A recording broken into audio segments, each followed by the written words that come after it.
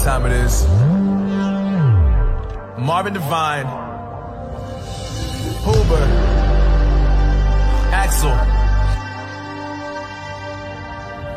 and you know how we do.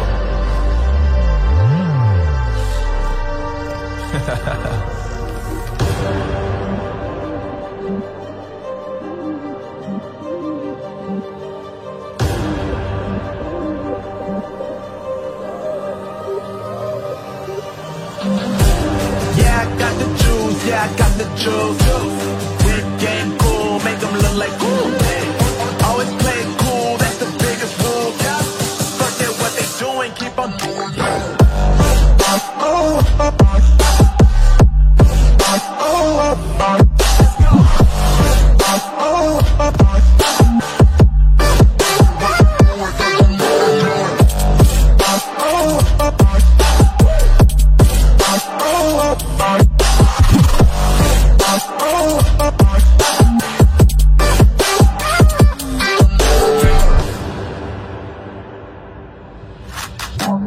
I've been making loot since like 22. Ask me how I made it right here in the booth. I'm always pursued cause of what I pursue. That's greatness, yeah, I gotta make it, I got things to lose. Boy, wanna get in my crew, but you can't get in my crew. Me, XL and Hoover, way too fireable. When this joint drop, better call the troops. And when you hear the drop, better raise the roof. Better raise the roof. You already know what happens when we link up. Let's go. Yeah.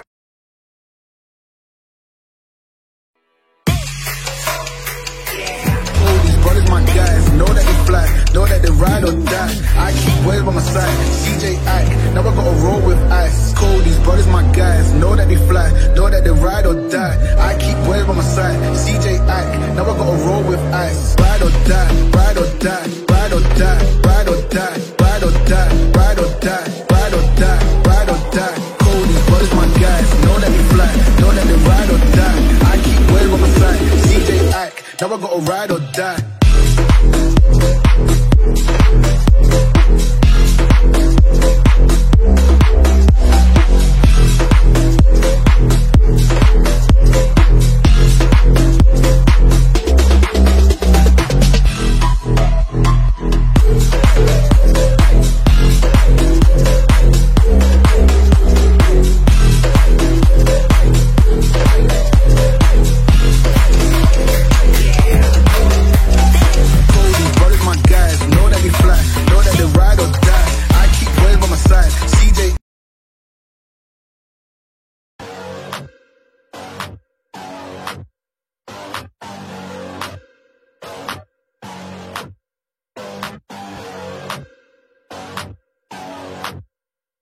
Yeah, let's get it.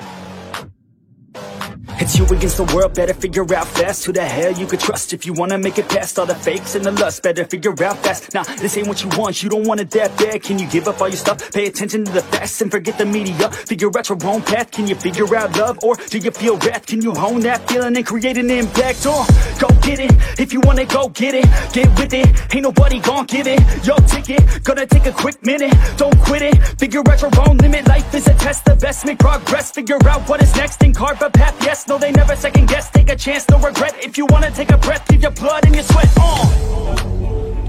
When everything just breaks from all of your mistakes, don't let yourself feel down. Don't let yourself just drown. Only when you've lost everything are you free to do anything. Only when. What up?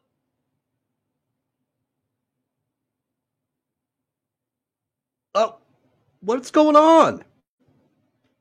All right. Hey, guys. Boom, boom, boom. This is Jared, and I'm back.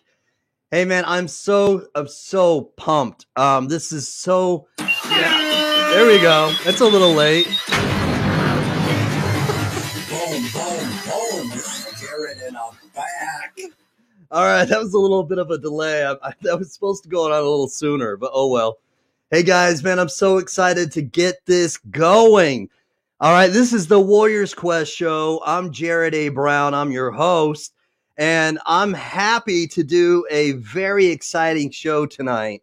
Man, I've got a great guest, a great guest who's got a great story, and I'm bringing on a co-host. He may look familiar to you all right, because he looks a little bit like me, all right, but I'm the older one out of us all right. Hey, we've got, I love your show. Thank you for watching. And we've got so many good people watching tonight, but I'm bringing on, all right, my twin brother all the way from Abu Dhabi, all right, in the UAE. So please give a very warm Warriors Quest show welcome, all right, to my twin brother, Jeff Brown. Here we go.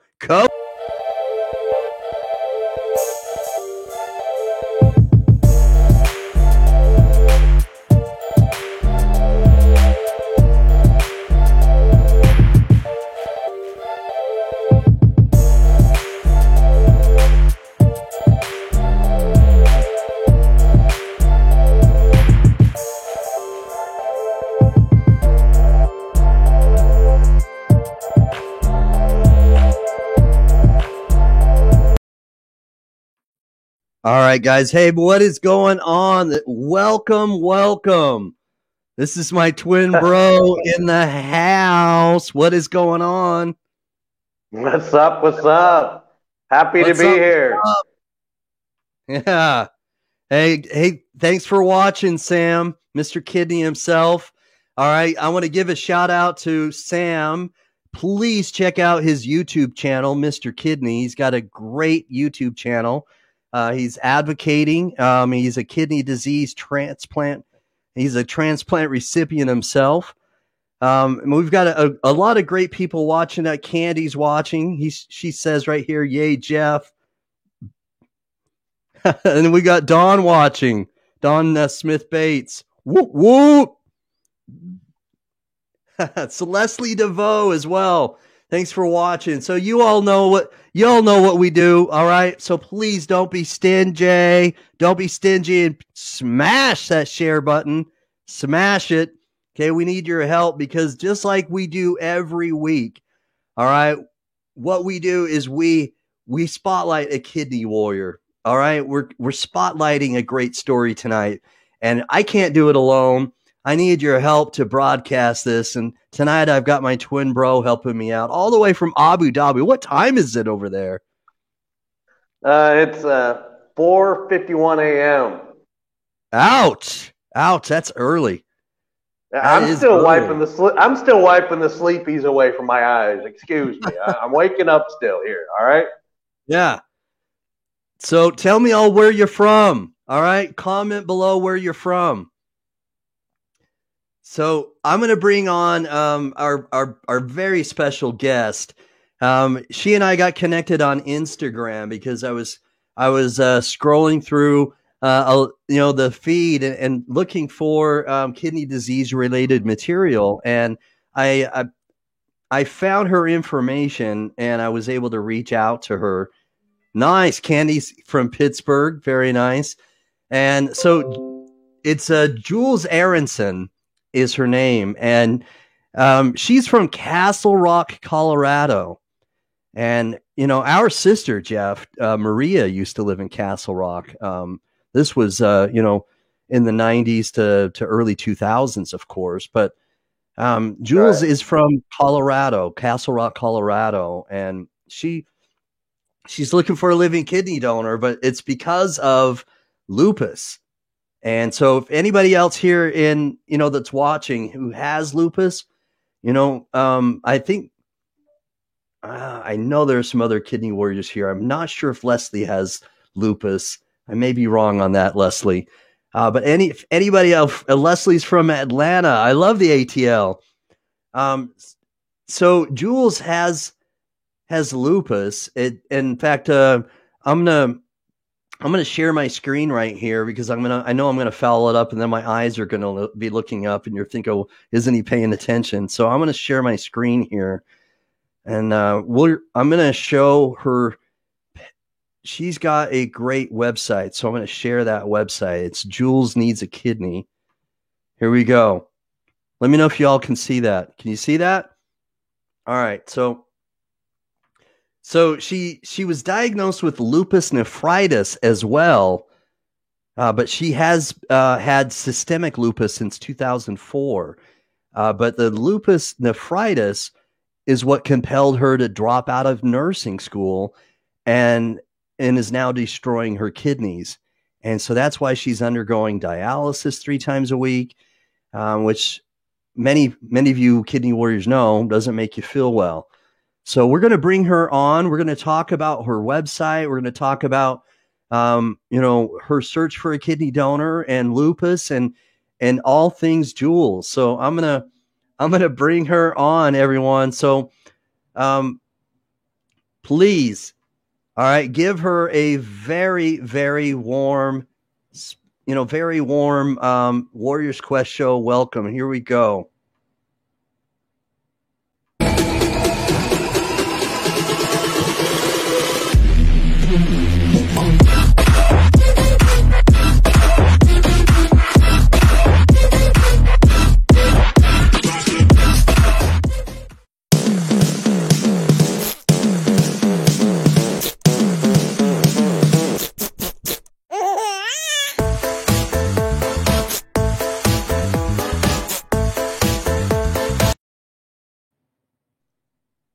All right, there we go. I brought her on. Okay. Buttons. What are buttons for? Hi, Jules. Hi, guys. Hi. I'm gonna play musical chairs for a moment. Okay. I'm gonna rearrange it so that you're in the middle. Okay. Okay. All right. Here we go. All right. There we go. So we got we've got our special guest here, Jeff, Jules Aronson. So. Man, Castle Rock, how great is that? It's been a little while since I've been to Castle Rock. We talked a little bit offline about that. My sister's she lived there, and I lived in Aurora, and I love Colorado, and living in Utah, not far away, virtually a hop, skip, and a jump. We have similar terrain. I love the outdoors. We've got the mountains. We've got, all sorts of hiking, camping, and it's very similar. But how long have you lived there, and what brought you to Castle Rock? So actually an interesting story as to what brought me to Colorado in general. I was born and raised on the East Coast. And was living when I moved here in Manhattan, actually. Manhattan. Yep. New York. Frank Sinatra told me to go there. Yep. But I came here then to Colorado in 2018. The first time that I had ever been here, I came here to go to Red Rocks. Which is a really famous concert venue. In Morrison, and it's really cool because it is carved out of the Red Rocks and this, in this park. And that night, I remember turning to my boyfriend. I was sitting like second row, saying, "We're gonna live here one day," and he said, "Okay." Well, clearly I made it, and he didn't. But that was sort of what brought me out. And also well, not currently because I'm on dialysis, but I work in the horse industry. So that was another reason as to why I wanted to come out here, because it's just so expensive to run a business like that back east.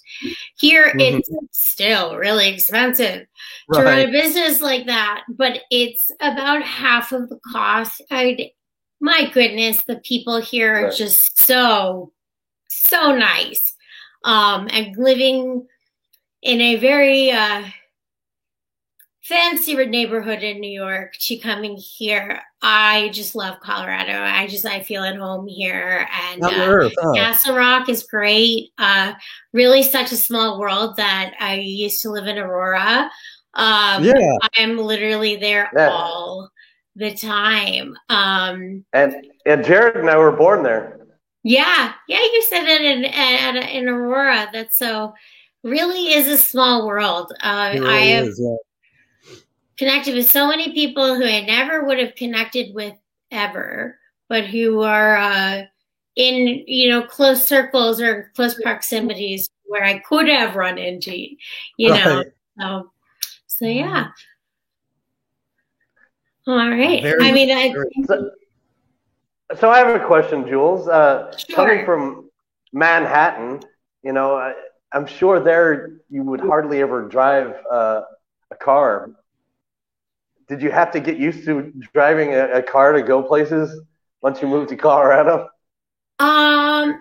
Well, to be completely frank, I did a lot of driving when I lived in Manhattan.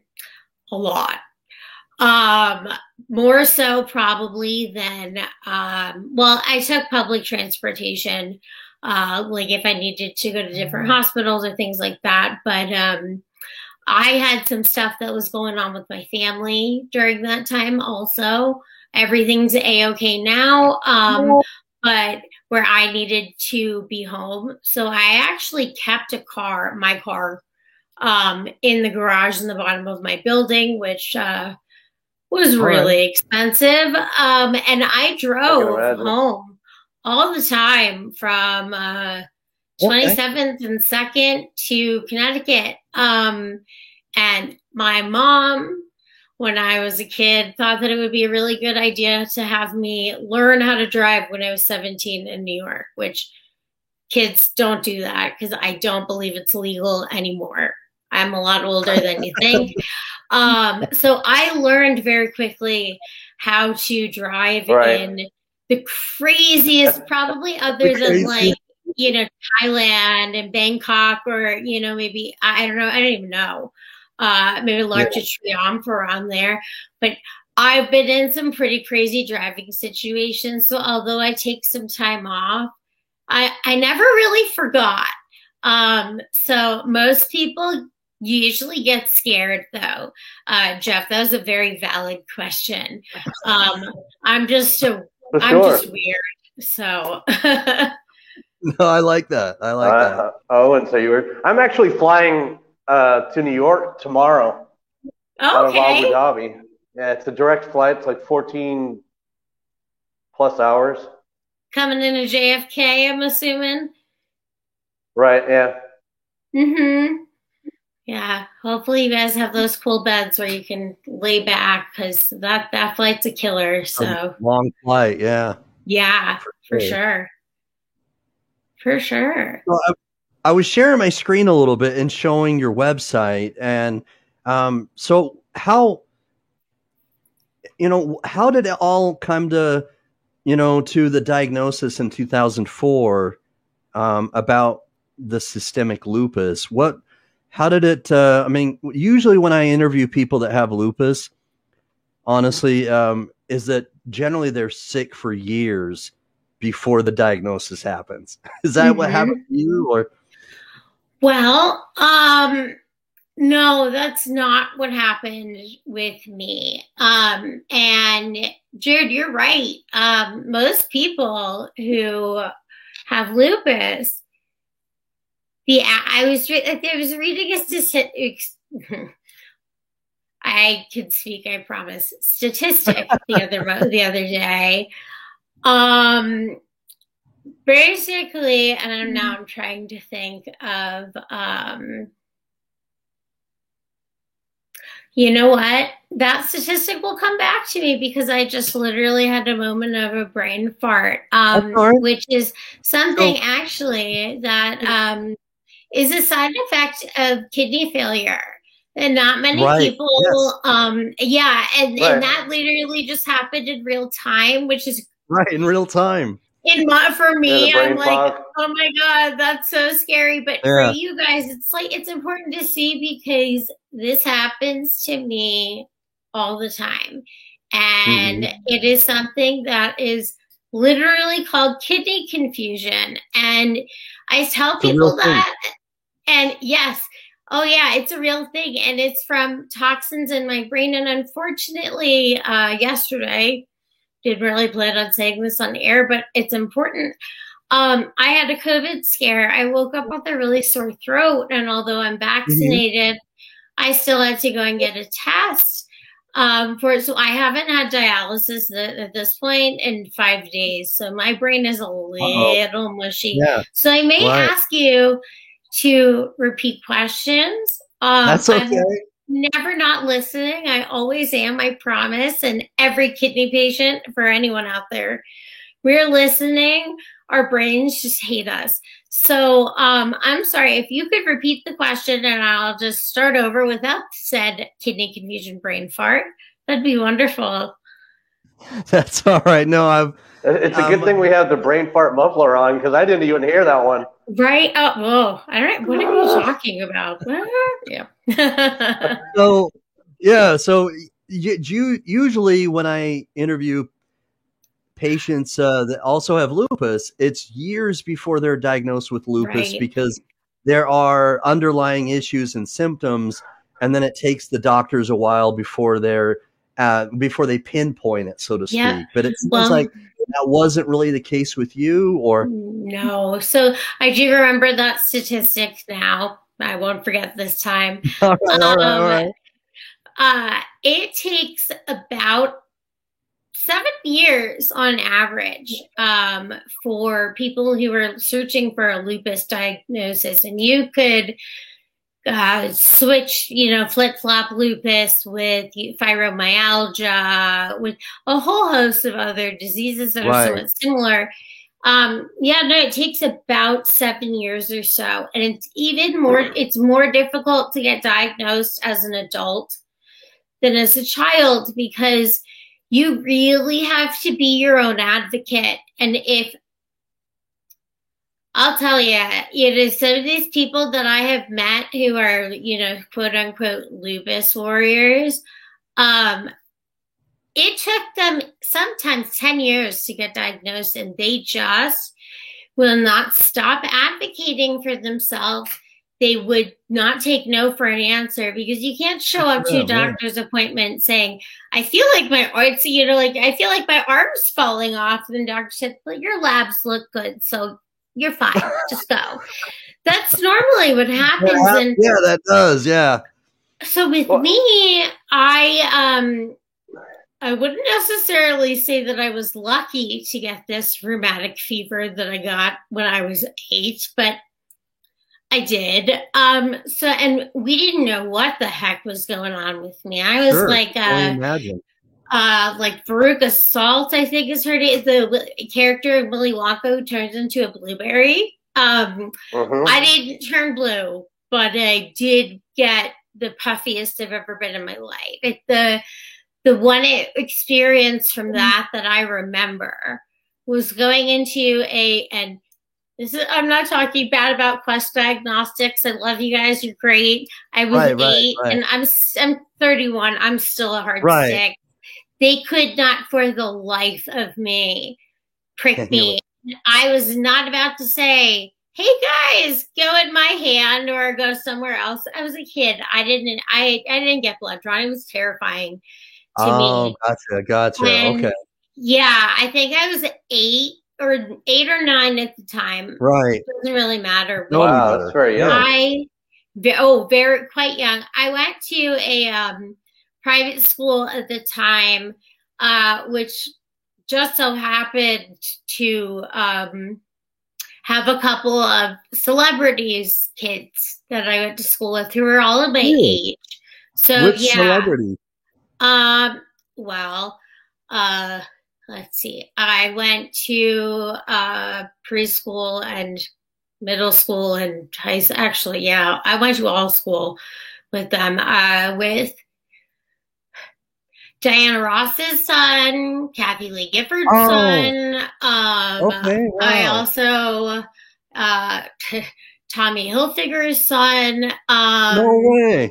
Yeah, so That's been very interesting. It was quite interesting. I would say it was a little more interesting when I worked in that town, and I had some clients that were very famous people, but like they were just regular people to me. But the whole reason why I say that is my parents had access to really great doctors. So when I was 8, I got put in contact through Ron Howard, actually, to his daughter. His daughter is my sister's age. They went to school together, and they were on. All right, Opie himself. They were on the board for a while, and then and I went to public school after, and then finished off at public school, and I love it. I loved my school, but so I luckily had Dr. Lehman, who was he was a pediatrician. He retired when I was 26, and he saw me the whole time. He never made me graduate to a different doctor, which was actually great because he diagnosed me with lupus within a month, not even. And he was the doctor who I had worked with for that rheumatic fever. So while the rheumatic fever stunk, it gave me in with this doctor, he was the head of childhood rheumatology at the hospital for special surgery. I never would have found this dude without the help of my classmates. And so that in that sense, I got very lucky. It happened after a very emotional event in my life, which I'm sure, since you've interviewed many people who've had lupus, is that there is generally a triggering event that is the catalyst that brings on your illness. And my best friend growing up, my next door neighbor, I only ever lived in one house in my entire life, and she as well. When we were 10, she got leukemia, and it was terrifying. I'm not even going to try and sugarcoat it. As a child, when your best friend, gotta be terrifying, right? Yeah, it was. Am I allowed to say the F word on here? It was a mind fuck, straight up. I didn't know what to do. I did not know what to do. She was sick. She wanted, exactly. Oh my goodness. She was sick. She wanted to remission. She was sick. She wanted to remission. Then she had a bone marrow transplant, and it failed. Oh my goodness. She got pneumonia. Yeah, and she was at Memorial Sloan Kettering in Manhattan, which is a wonderful cancer hospital, and when we knew that she was going to die, they made an exception that I could come and visit her because I was a kid. I was 14, so I was not allowed to be in there. I had to be 18. And we had a party, and she passed away. And sorry to hear that. Me too. I really think she would have won a Nobel Prize. This person, That's fantastic. Yeah, but right after that, 2 months after that, I had a lupus diagnosis.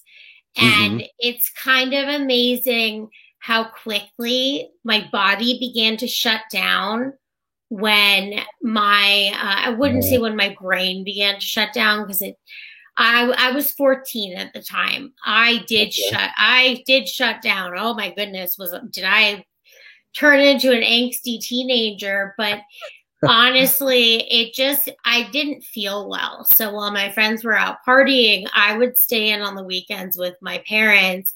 And I just thought that I was so depressed that I had lost my friend. And of course I was. I still am. And it's been a long time. But my body was really trying to tell me something like, hey, not so good. And one morning, it was like I couldn't even walk. My legs, everything was just so swollen. Yeah, It's like and that. it was, and it's funny too because in Colorado we had about 40 minutes before we were about to go live, a giant storm swept through here, and the barometric pressure really messes with your lupus as well. I hear that. Yeah. I got changed. I was all ready and everything. And I had been sitting in a chair downstairs from the beginning of the storm to the end. And when I almost fell over when I got up. I didn't realize that during the 40 minutes. Equilibrium? Oh, well, yes. And also my left knee was totally swollen. And it was wow. I don't like this rain. No, go away. Like that's what, and my body does that. And as quickly as it comes on. Yeah. Oh yeah. Like, it's funny. I used to think that when people were saying like, listen to your body, I thought they were quacks. They're not. It's such a real, no, not even close. Not even close. Yeah. Not even close. All right. Yeah. And it's like, I'm sort of just going to let you guys ask me questions and then go based off of that. Because if I go. Steph, you want to answer this question from Shane? Yes, sure. I would. That's really funny. That is really funny. But just to wrap up what you had asked me, that was how it happened for me. And then I was boom on prednisone, seeing him every few months. It was a very scary adjustment as a kid, but I would really say that I got really, really lucky. Listening to the stories. Lucky in what regard? The fact that I had such a quick symptom. Diagnosis. Yeah, exactly. Yeah, because you're right. You both are absolutely right. But I am the exception and not the rule. That normally doesn't happen that way. Yeah, no, it rarely does that happen. And I would love to make that never happen to anyone. But unfortunately, too, one problem that I have run into is like medical gaslighting, where like doctors a lot of times they just don't believe you. I was saying before, I can tell the doctor that I feel this way, and they're like, well, your labs are fine. And it's hard too, because with lupus, a lot of the times you get put on medications. Like I immediately went on prednisone, like hydroxychloroquine and Celsep at the time, but they give you some really bad side effects. So I was just going to ask you about that. Yeah, I was just going to ask you about that. Because, especially the hydro. That one's a mouthful. Hydra. Oh my gosh, I have such a hard time pronouncing that one. The hydroxychloroquine. I literally, I'm going to just tell you right now, I've been taking that drug. Well, I actually don't take it anymore. Because it can cause problems with your eyes. So anybody who's on it, and if you don't know, if you're on it, the generic name is Plaquenil. It's pretty standard to be given to lupus patients, but you must get your eyes checked every 6 months because it can cause it can cause you to go blind. It can cause a whole lot of problems. But so I went and I got my eyes checked, and the doctor was like, "Oh my God, I see macular degeneration."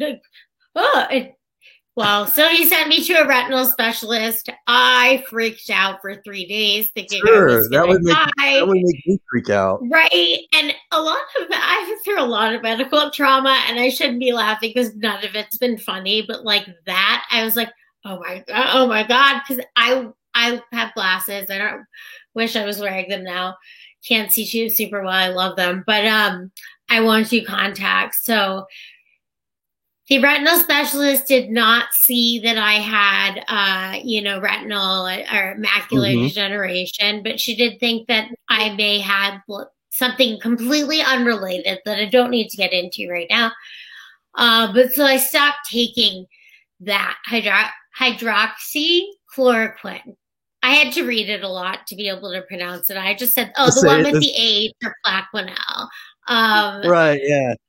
But so that one, that's a major side effect of that drug that happens to like almost no one. I will tell you, my ophthalmologist, when I was there, we're talking.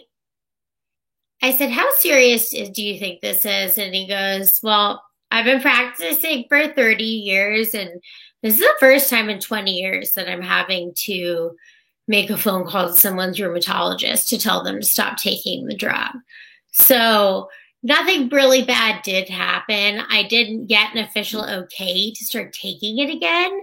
But so I'm off that. Yeah. And then prednisone causes horrible side effects. There has not been a day since my diagnosis in 2004 that I haven't taken prednisone. I have at the highest milligram of, it's, and people who have asthma, bronchitis, like my dog was on prednisone at one point. Actually, my dog was on all of the same medications as me at one point before she passed away, which I thought was interesting. Yeah, every single one. Wow, so that makes I'm so sorry to hear that. Dogs are literally part of the family. I'm sorry. It was she was my soul animal, and for me to say that, because I work with animals, it's a big deal. But when she got sick, I knew something was wrong, and she ended up basically getting doggy lupus, and it was a disease. It was called immune-mediated polyarthropathy. But the only reason why I tell you guys this is because she was on the same meds that I was at very high doses. When you say high doses, how many milligrams are we talking about? So for me, I consider a high dose of prednisone, if you're going to be on it long term, to be anything above 30. And I'll explain why in a second, because a decent amount of people will not agree with me on that. The dog was on 60 milligrams of prednisone for 2 weeks. She weighed 110 pounds. I wish I weighed 110 pounds, but I can tell you right now, I do not. And when I was put onto that, I could tolerate it for about a week and a half before I said to my doctor, I'm going down to 40. I hope you understand. But Bailey the dog had been on 60, and she was 11. She started peeing in the house, and my boyfriend at the time was very angry about it. And I realized what was going on, because that dog had an accident. I'm not even kidding you. Throughout her life, 11 years, 4 times, she knew, and she looked at me like, please don't be bad. And I said to him, I said, you do realize that a side effect of this is Cushing's. She couldn't hold it, and you kept giving her water. How dare you be mad? But so I was able to not to empathize with my dog a little bit more and understand that these things that she was doing was because of that. Because high dose, I've been on steroid infusions where they literally have given me in one day One day. 600 milligrams of prednisone. What? Yeah. Oh my God, yeah. And it's so funny because I was talking to my dad about it the other day, and I was like, what's the highest dose of prednisone like you've ever been on? Like at once? Like what would you say? Like 80? And he goes, oh my God, I'm so happy you were drugged for this. And I looked at him going, what? And he said, yeah, last year, there's another thing, interesting fact. I have gastroparesis as well. And it only got diagnosed about a year ago.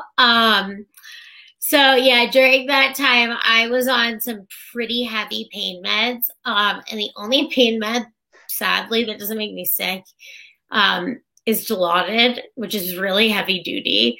So what is it called again? It's called Dilaudid. Okay. It's something I am quite anti-opiate because it ravaged everywhere. It ravaged the Northeast when I was in college, and it was just like Mr. Mackey said, like drugs are bad. Okay, so like unless a nurse is giving it to me through an IV or a doctor, I don't really don't really mess with that stuff. But in that time, I had to be on really heavy pain meds because if you even tried to talk to me, you would just get I was just screaming. I literally had so much pain. It was so bad. You know what I like about you, Jules? What I like about you is that you tell it how it is, and I like how animated or expressive you are. I love that. Oh yeah, very expressive. Yeah. Yeah, I try my best not to sugarcoat anything. Good. And to really tell it like it is, because I mean, I got diagnosed as a child. Facebook, I mean, I don't even know. Facebook like wasn't even really a thing. It like had just become you used MySpace, back then. There weren't right. I remember groups. that. Yeah, like there weren't support groups for any of this stuff. Like we're talking, 2004, 2005. Like, yeah, maybe if you're like Marissa Cooper in the OC, cool. But I felt, just very, very alone about all that stuff. And it took me a very long time to get to a point where I'm okay to be talking about, sorry, I'm just repositioning myself. I don't want to put my face up to the camera. But yeah, it took me a really long time for me to be, I don't know, I guess even comfortable to be able to be animated about it. And kudos to you. I mean, because sometimes people who are going through these chronic illnesses not only feel ashamed or embarrassed, but sometimes they even feel guilty.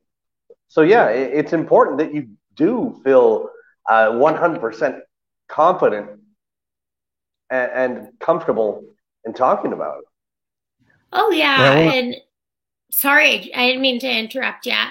No, you're fine. I was just going to thank James for his comment. He was giving a compliment here. He's saying that you're a very good storyteller. He's not sure what you do for a living, but he says you're a very good storyteller.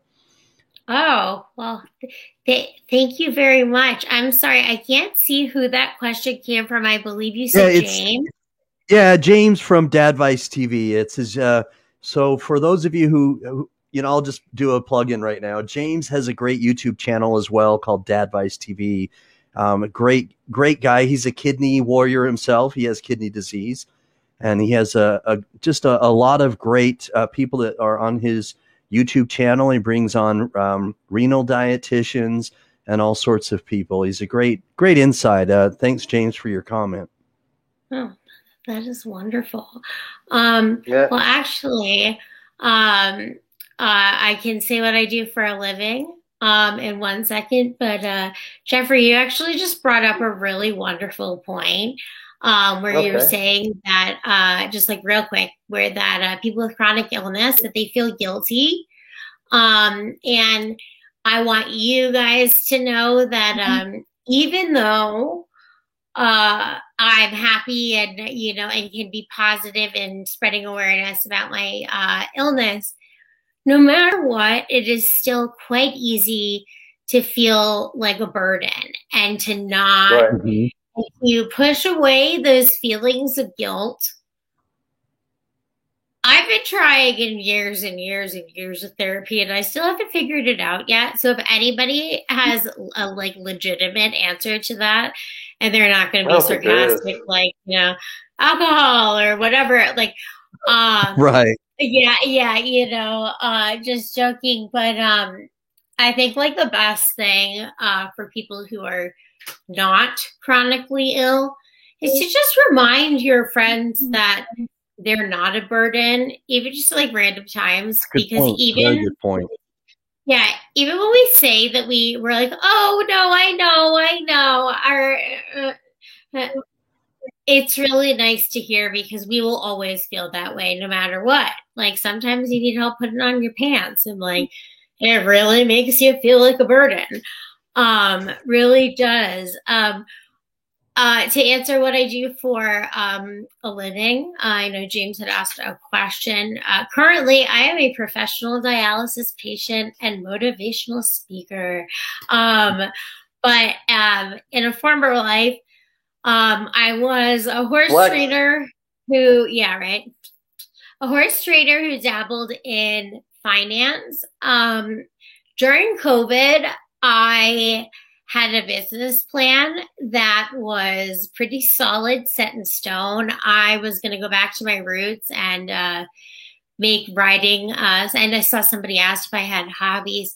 My main hobby is horseback riding. I worked at a saddlery for years, and I want to bring this I wanted, to bring this French saddle company.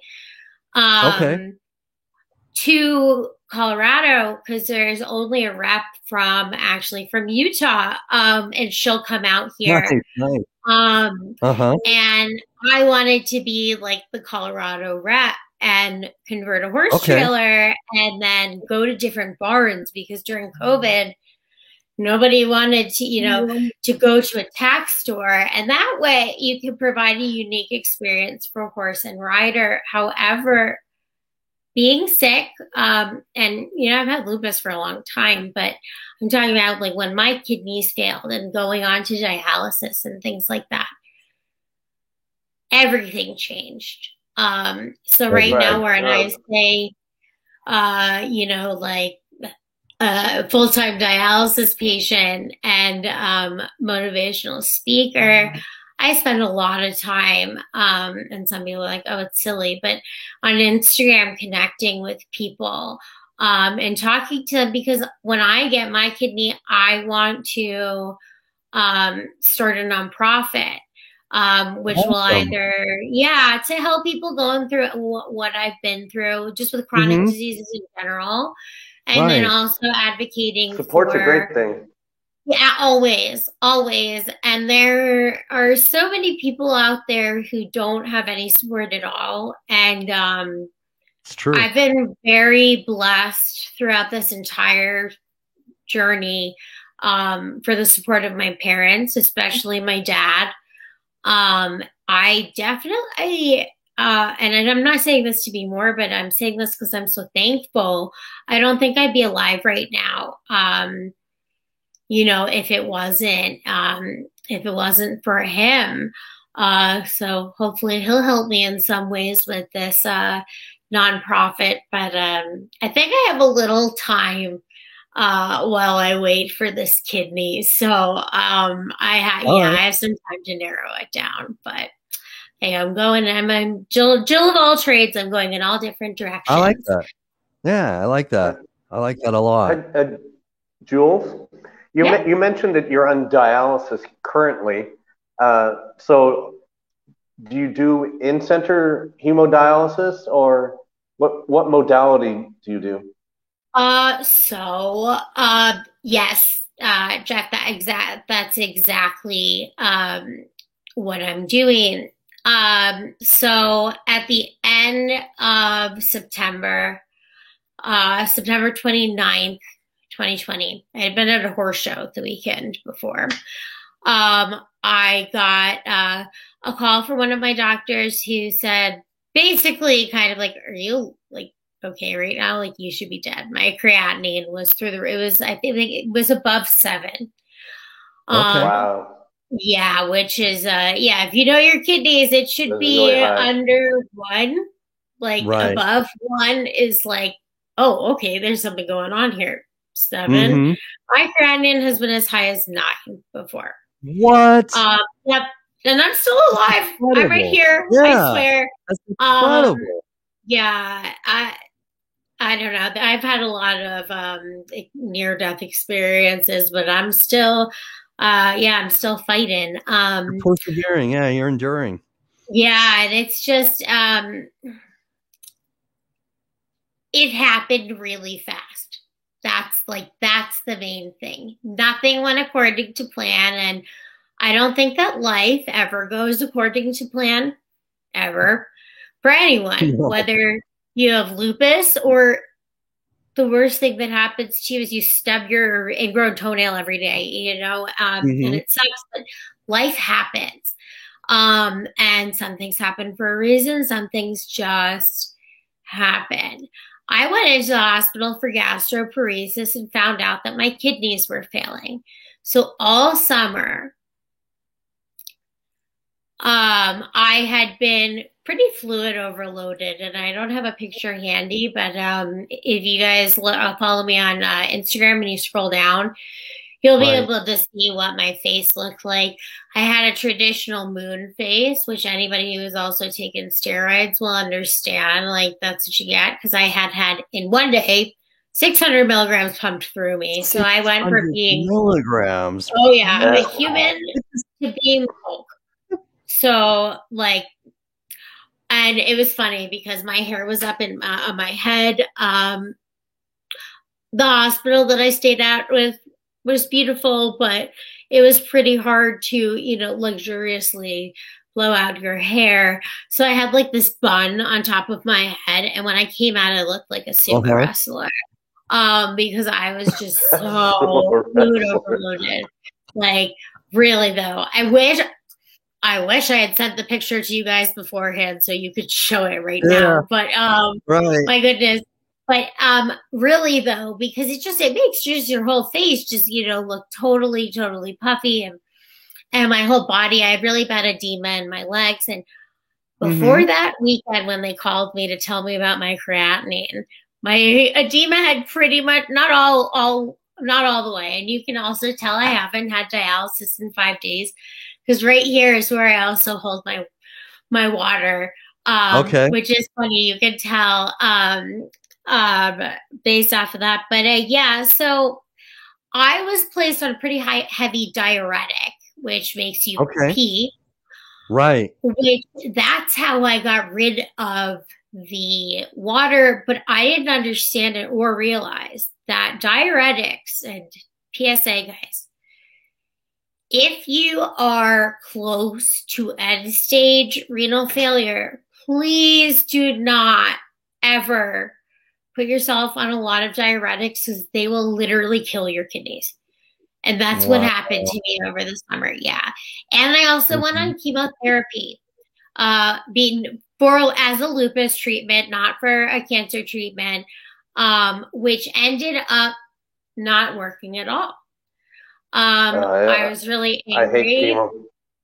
I've not heard in very many cases at all that the chemotherapy is good on any of the organs or body parts. Oh my goodness, no. And Jeff, it was awful, honestly. And my infusions lasted all day long, from 8:30 in the morning until 5. Yeah. It sounds grueling. It was grueling. The thing I will tell you though is that chemo, for me, when I was getting it, I was bored. I met some really amazing people. Shout out to Debbie, by the way. But but after 5 months, that was when I found myself with the doctor calling out the creatinine, and I was in the hospital downstairs in, I think I was in a surgical suite in the ER, to be completely honest. I don't know. I was wheeled in an ambulance, like, sent in, and my doctor was like, okay, so, yeah, that was kind of not how we planned it, huh? And I said, yeah, not at all. My plan was to start peritoneal dialysis. I was going to get a catheter placed in October. That was still in set. This was, mind you, it was September 29th. It was essentially October. It was also the weekend when I was moving from Englewood to Castle Rock. Yeah. So my father. I'm gonna just gently interrupt though, because I know where Englewood is, but sometimes when people hear Englewood, they think Englewood, California. But you mean Englewood, Colorado, right? Yeah. Englewood, Colorado. Yeah. I lived right off of Lincoln. I was right down the street from Skyridge Medical Center, which also shout out to everybody there. Wonderful hospital. I still go there, but yeah. And my doctor's like telling me that I'm about to get a catheter put in, which I covered, but you guys can kind of see here. This is how I get my dialysis still. And so the dialysis saga started, and I was there for 3 days, and then I went right to DaVita. The people in my DaVita are amazing. They put me right into, we didn't have anybody that needed to be in isolation, so I got to be in the VIP suite. The VIP suite? Yeah, because, the first time I walked in there, one of the techs who I now know very well looked at me and said, "Oh, who are you here to pick up?" And he didn't think you were a patient? No. And I look younger than I am. And even with my proper age, I'm still way too young to be on a dialysis machine. Right. No, good point. Yeah. Yeah, right. and I know so that. It's probably just a natural assumption. I mean, it was an honest mistake, and it was not anything that I work with that tech all the time. I love her. I think she's great. It was an honest mistake, but I felt my heart sink, and I could feel my face getting hot, and I was thankful that I had to be in a mask because I started to cry, and I said, "No, I'm the patient." She was like, oh, I'm so sorry. Oh, Jules. And I said, "Yeah, that's me." And she had me get weighed because I didn't know you needed to get weighed before and after. They don't do that at the hospital. So I'm doing that. And she goes, "What's your weight?" And I'm sitting there going, oh my God, I have to shout it out in front of everyone. And I said, "I'm just going to print the ticket and bring it to you. Just to don't care." So I started dialysis that way. I quickly became very, very okay with the process and being there. And even with people gawking at me, I didn't want to show my line for a long time. Now I wear whatever I want and show it because it keeps me alive. I'd be dead if it wasn't for it. So I shouldn't be ashamed. It's your lifeline. It's your lifeline. Right. Oh, yeah, absolutely. And people say that all the time. And right now I'm in the middle of so I had that PD catheter placed.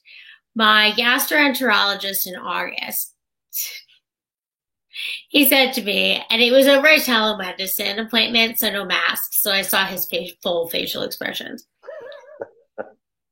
He was horrified when I told him that I, had a PD catheter, blah, blah. And he goes, "Julia, do you have a death wish?"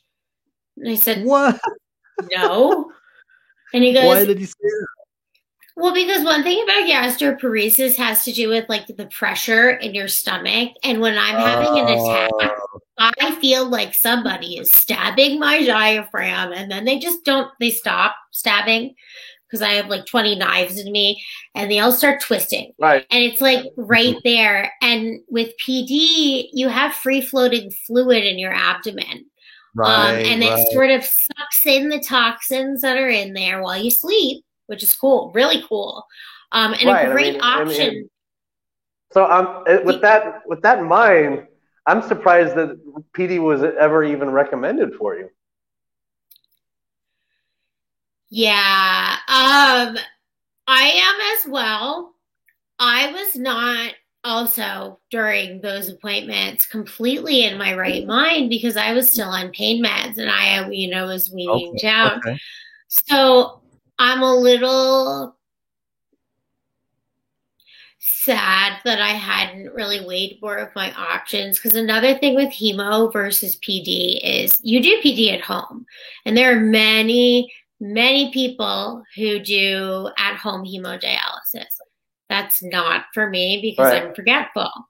So I do hemo in the clinic right now through here. I'm seeing somebody saying, what about a fistula as a backup option?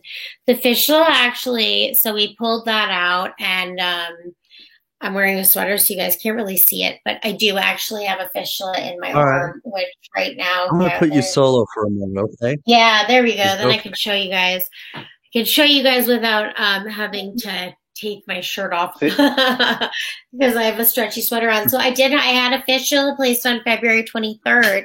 And during that surgery, sorry guys, I'm trying to get too close to the camera here. I'm just trying to pull this up so you can see it.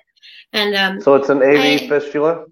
Yeah, AV fistula in my left upper extremity, which is knocking chapstick on the ground. That's okay. Right here. Oh my God!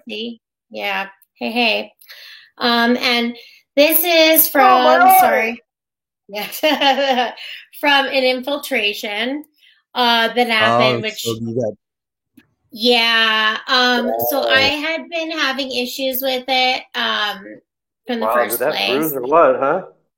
Yeah, and I used to be on blood thinners, and I'm not anymore. So this is actually not even a bad one. And on Friday, anybody out there who still remembers what Popeye the Sailor looked like, my arm was like this. Yes. Or I'm doing this in the mirror, but like that. It was big. But yeah, and so it's kind of been a saga with the fistula since February. I've had 2 surgeries on it. It's still not completely running. We're still only using small needles for it because you're supposed to go up to a 15 gauge. I'm using a 17, and I'm running with one coming out of here, my catheter, and then another one going to here.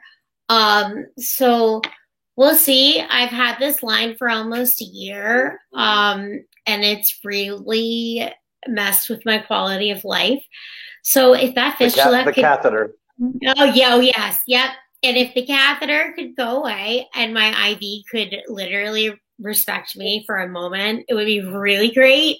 But that would be good, if I can count the times where my body has paid attention to what I want it to do. So what sort of, if I may ask, Jewel, what sort of inconveniences and discomforts does your catheter present you as a patient, kidney patient?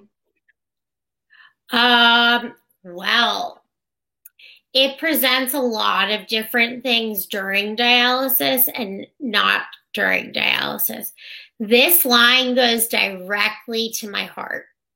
So I cannot get dirty or sweat or anything. And I ride my Peloton every day. I love it, but the moment that I start to sweat, I have to get off, because if this little white bandage over here gets saturated, it can go into my bloodstream. I can get sepsis and it can kill me.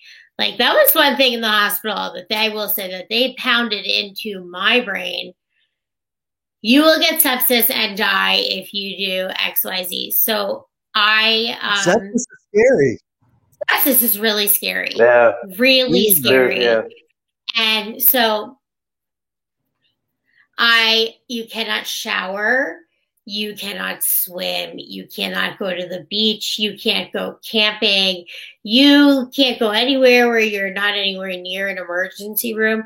For the first 5 months that I had a catheter like this, they placed it while it was lying down. So, you guys can't really see, but I'm pretty relatively busty, and things move when you're laying down to lay up, sitting up, layups. I'm sorry, sit up, and the catheter moved, so I ripped my stitches 4 times. This thing, the last one, I ripped out of my chest in my sleep. Yeah, and it was just. Sleep. I woke up at 7 to walk the dog, let him out of the crate, and give him some food. And I thought that I had a charger hanging out of my shirt, because I always sleep with a shirt that comes up to here. Yeah, nope, it wasn't the charger. It was the catheter intact, just on the ground. And 5 days later, I was in the hospital with a pulmonary embolism. So, yeah, that was really scary. So it's a lot of trips to the access center. It's really uncomfortable for a while. How do you take a shower? How do you take a shower? I don't. I'm not disgusting, guys. I swear I bathe. My solution to that is I take a bath every day. Not my ideal. And I get my hair blown out once a week, and I sleep in a turban to just keep it that way. Yeah. All right. So that's kind of everyone's always like, you look so put together, blah, blah, blah, blah, blah. And the funny thing about that is, when I had my PD catheter, it was only sponge baths. So, because with PD, you can't bathe really at all. Right. So yeah, it's getting peritonitis is a big deal with PD.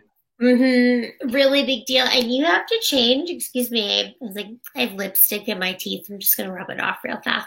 Not that I wear lipstick ever. But yeah, no, and that was a hassle. And with the PD bandage, even though I wasn't using it, I still had to change the bandage every single night. And that's on your belly. And that's sensitive. It hurts. I'm also allergic to the tape, so it hurt even more. But there's a lot to go into that care. Wow. Wow. So yeah, your catheter is sticking out. You didn't realize it at the moment that it was what it was. Out. Yeah, I mean, and Jeff brings up these things to talk about, because when we have someone watching this show, whether it's live right now or as a replay, our hope is to, obviously, what we want to do is we want to bring to light some of the things that are really, less in quality. You know what I mean? That you go through as a on a daily basis. Warrior. You battle every single day with a lot of these different things, and a kidney, transplant would give you a better quality of life. And that's absolutely what we'd like to do is, and with everyone's help, by sharing this broadcast, that's what we can do, is get this out there and help get the word out so that we can find somebody who's inspired enough to follow the information that we have scrolling across the screen right here. Act now and apply to be a donor for Jules. The link is there. They can click on it and, apply to be a donor for you. And that's hopefully what we want to do. I mean, that's, I know it sounds simple, but, and sometimes simple isn't as simple as it sounds, but it can be that simple, it's as simple as just reaching the right person. You know what I mean? Oh, yeah. Absolutely. And you never know, folks, viewing this show now, or as Jared said later on the replay, you never know if it's your share that is the catalyst to creating that domino effect. All right. The journey of a share is unpredictable. So reach down, crush that share button, and it is an upgrade in quality of life. It not only is an upgrade in quality of life, but it will give Jules long-term sustainability. And right. the hope is always that when you press that share button, that it will eventually arrive and reach her potential kidney donor hero.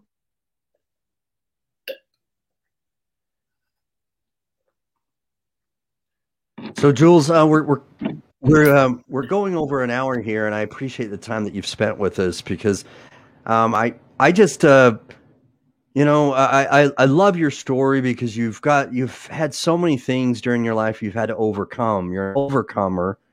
You're a warrior. You overcome everything every day that you go through, and I love that you love animals. Your connection to horses is beautiful. Your dog. And the fact that you also are expressive, animated, and you say it how it is. I mean, I like all those things, and I which is the reason why when I saw your post, you know, I wanted to reach out and I started messaging you because of your journey and everything. And I'm just I'm honored to have been able to tonight with my brother Jeff here interview you and get your story. It's been truly an honor, and I want to say thank you for coming on the Warriors Quest show. Thank you very much. Well, thank you guys both so much for having me. And this was truly a pleasure to talk to you. You know, it really felt like bantering with friends, which was wonderful. There's so many other things that, you know, we could have, you know, talked about. And I think this is great. And I do also, you know, just want to say for anybody out there going through anything like this, you're really not alone. I can tell you right now, I will answer every comment and every message, even if it's mean. Please don't be mean though.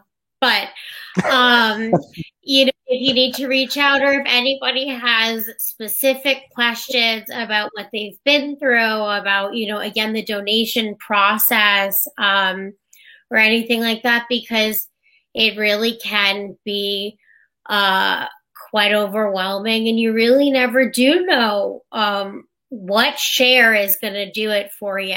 And for me, not having friends or family who are eligible to donate, wow,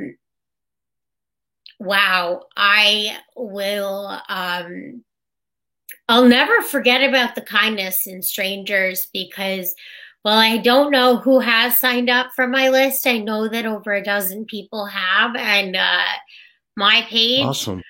I'm a really private person. I never wanted to share any of this, and now I'm just happy to help. So thank you so much, guys. I really appreciate it, and keep up the good work, because your show is just it's really wonderful what you do. I'm honored to be here. So. Oh man, thank you. That's really nice of you to say that. It's a pleasure. I have to say that for somebody who is diagnosed with lupus at such a young age, and who has gone through so many tribulations, trials, you are you know, the true definition of a warrior. Keep it up. Look, Jules, you hit the nail on the head when you say that people find support groups, communication, contact with people going through the same issues. These are important things. They'll give you hope. They will make you realize that you're not going through this alone. And it's my pleasure and honor to have been here this evening as the co-host. Thank you, Jared, for having me, and thank you, Jules, for coming on this show and giving us the opportunity to hear your wonderful story. Anytime, guys. Anytime. Hey, so Jules, any shout outs? Anybody you want to shout out? Any thank yous? Any friends? It looks like Sarah Watson may be a friend or a relative that's watching. Hi, Sarah. Because I can only see part of myself in the screen, so if I look really silly, I apologize. I'm not sure who else exactly is watching there, but hi to Sarah and everybody from Watson Act and everybody from Country Lane as well. Big shout out to my mom and dad, who I know are watching this downstairs. I really appreciate you all. And to Debbie Ham and to Candace and P1 and the entire online Spoonie community. You guys are wonderful, and I'm so appreciative. And of course, to you guys, just thank you again for having me here. It's just really, really great. Really wonderful. You're welcome. Yeah, it has been. So I'm going to give us some confetti because I think this has been a great show. So here we go. All right, confetti. Hold on. Here we go. Oh, I'm waiting for it. There we go. There we go. All right, there we go.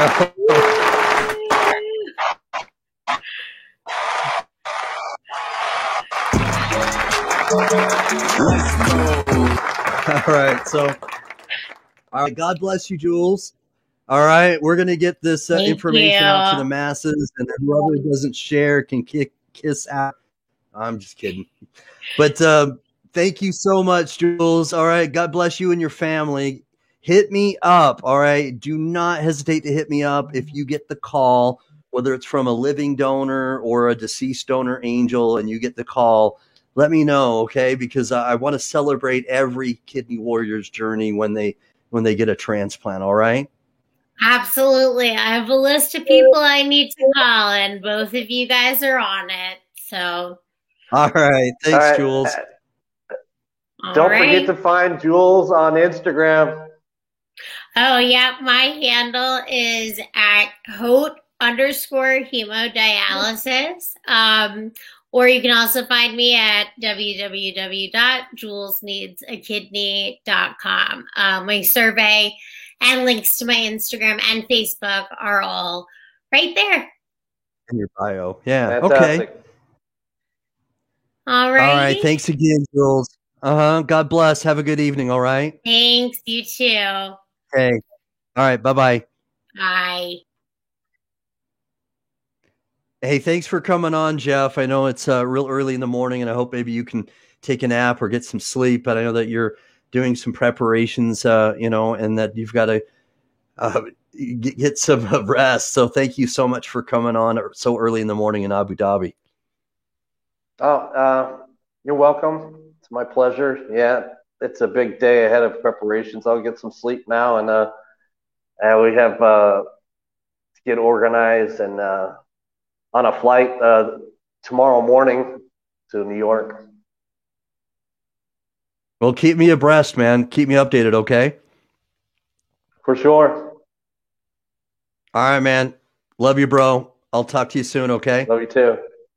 All right. Bye-bye.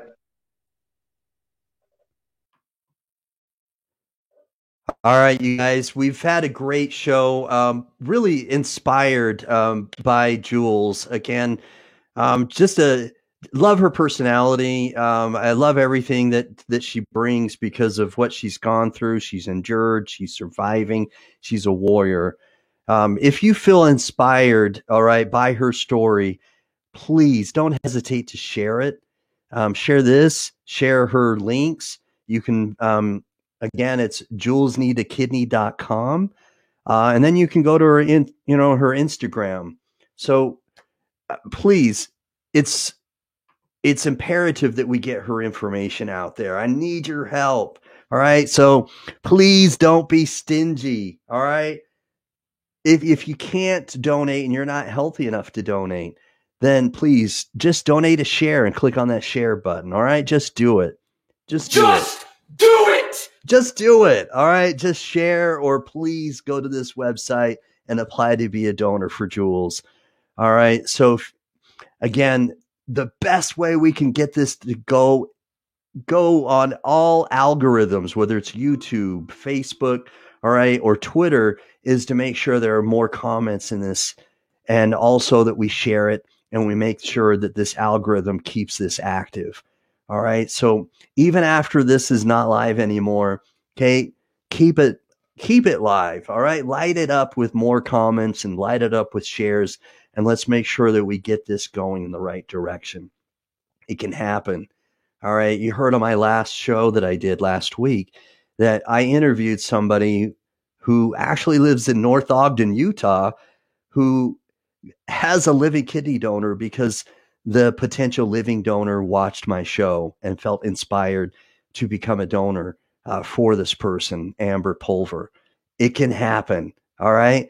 A potential living donor can be watching this as a live show right now or as a replay, feel inspired, all right, and apply to be a donor for Jules. Okay, let's light this fire and let's make sure we get this going, all right? I appreciate all your support. Thank you so much for everything you guys do. I wouldn't be able to support and spotlight these kidney warriors without your help, and I appreciate what you do to help me do this. All right. Peace. I'm out. All right. You guys rock. All right. Where is it? There we go. You rock. Little pink thing. I don't know why there's a delay tonight. There we go. I'm pushing buttons. I swear it. And so I'm going to show the confetti, the second one, because again, it's a small way to say thank you. Where is my thank you? I have a thank you one. Here we go. Thank you. All right. I'm going to do the thank you GIF. There we go. Thank you. Thank you. So God bless you all. Please share and make sure that you click on the subscribe button if you haven't already so that we can continue to help and support not only Jules, but more kidney warriors as well. All right. I'm going to find the outro. I always misplace it. I know last week I had it under my desk here. I had paperwork and it was just, the outro is always, I try to keep this organized and chaotic, but I lost my outro. I think I can find it this time. So hold up. I got your back. Hold on. Here we go. Here it is. Oh, there it is. Boom. Brothers, my guys, know that they fly, know that they ride or die. I keep boys by my side, CJ Ike, now I gotta roll with ice. Cody's brothers, my guys, know that they fly, know that they ride or die. I keep boys by my side, CJ Ike, now I gotta roll with ice. Ride or die, ride or die, ride or die, ride or die, ride or die, ride or die, ride or die, ride or die. Cody's brothers, my guys, know that they fly, know that they ride or die. I keep boys by my side, CJ Ike, now I gotta ride or die.